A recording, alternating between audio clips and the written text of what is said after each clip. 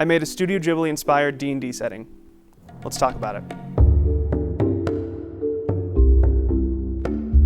So what is Obojima, right? It's a lot of things, but it's mostly a D&D campaign setting inspired by Studio Ghibli and the collection of films that have been produced over the past 20, 30 years, and then the Legend of Zelda game series, which I've been a huge fan of since I was a kid. So let's talk about the project. Let's talk about this book that I've spent however long making. It's a new yet familiar place for you to explore alongside your players. It's a world where spirits and islanders coexist. There's first age technology, which is 80s tech scattered throughout the island, and it's overlaid this fantasy and almost modern age on top of itself. It's a place full of curious magics and potion brewing and witch covens and sword schools. We've filled the world with a bunch of strange NPCs, which are just as mysterious as the island itself. Adventure hooks are sprinkled all throughout each of the towns and locations, which range from a small ramen shop in the middle of the swamp to a sword school at the top of the mountain.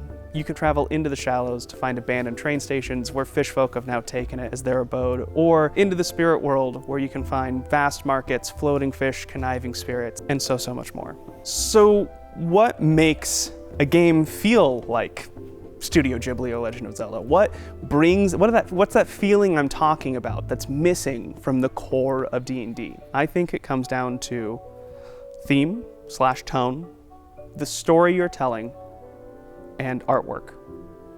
Let's jump into it. This is incredibly important, but hard to nail down. Through the body of Studio Ghibli in the many different films and, the 20 plus games Legend of Zelda's produced, the theme and tone shift drastically from lighthearted in My Neighbor Totoro to dark and moody in Twilight Princess. There's something that connects all of those things, and that's a sense of wonder. A feeling of surprise mingled with admiration, caused by something beautiful, unexpected, familiar, or inexplicable.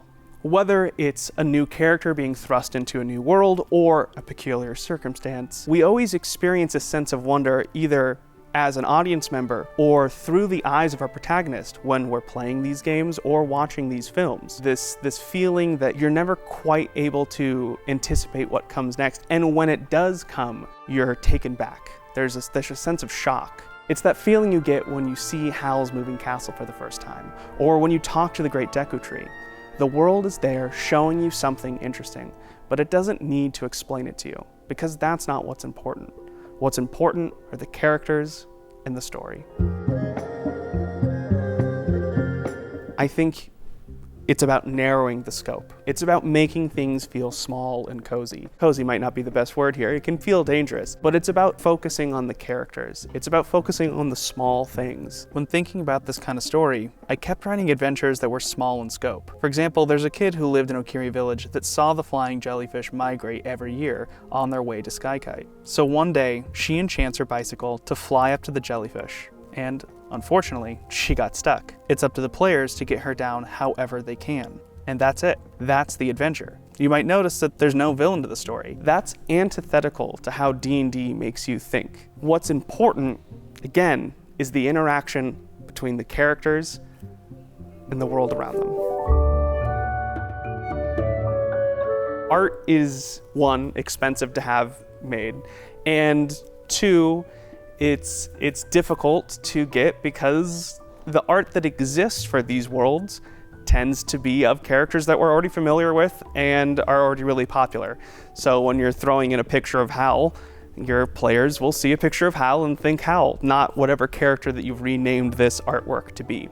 Art is so important, and obviously you don't necessarily need it, but I think a big part of why we love these games and these movies is the aesthetic, the stylistic painting of Studio Ghibli, and the many iterations of Legend of Zelda are absolutely gorgeous. They're iconic. The art is so necessary to connect your players and ground them in the space. Having a huge collection of art for you to utilize in your game and to show your players often, I thought was incredibly important, and I think is important for you to nail the feeling of a Ghibli-esque game. So, what are the new mechanics in Obojima? Well, there's a lot. In addition to the 11 new subclasses, which range from Origami Mage to Lantern Warlock or River Paladin, we also have 50 new monsters, things like the Gorogoro or the Dust Bunny or the Stone Whale or one of the 3 Elder Beasts, these giant beasts like the Sky King or the Hunter or Jumaga, the Sky Salamander. We've got 50 new spells, all kind of curated, formed in the island by the islanders, like Sand Structure, which was discovered in Tidewater, the city of sand.